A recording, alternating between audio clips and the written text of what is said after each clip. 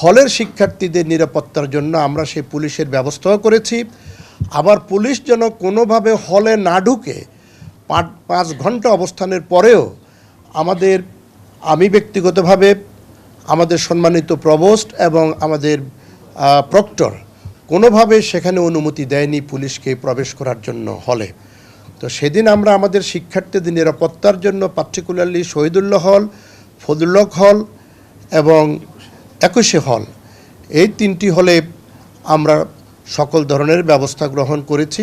আমাদের এই হলগুলির প্রাধ্যক্ষ মহোদয়গণ এখানে উপস্থিত আছেন।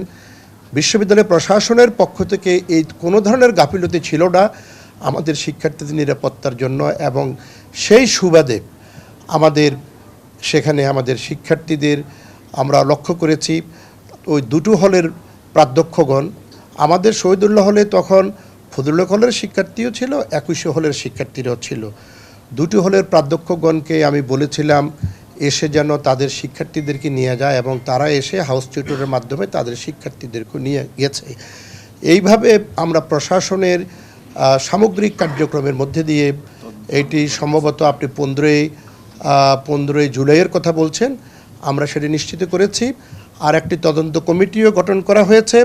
সেই তদন্ত কমিটি গঠিত হওয়ার পরে সে তদন্ত কমিটি আমরা সরকারের সংস্থার কাছে আমরা দিব, যারা আইনগতভাবে পদক্ষেপ নিতে পারবে। তা আমরা চাইব যে এরকম একটি পদক্ষেপ আমরা যাতে করে নিতে পারি সকলের সহযোগিতায়। ভবিষ্যতে যেন এই বিশ্ববিদ্যালয়টি হলো প্রকৃত বিশ্ববিদ্যালয়ের যারা শিক্ষার্থী তাদের জন্যই যেন এই বিশ্ববিদ্যালয়টি হয়। তদন্ত রিপোর্টের জন্য আমরা 8 সপ্তাহের মনে হয় সময় দিয়েছি, কারণ এইটি বস্তুত অর্থে একদম প্রথম থেকে শুরু করবে তারা।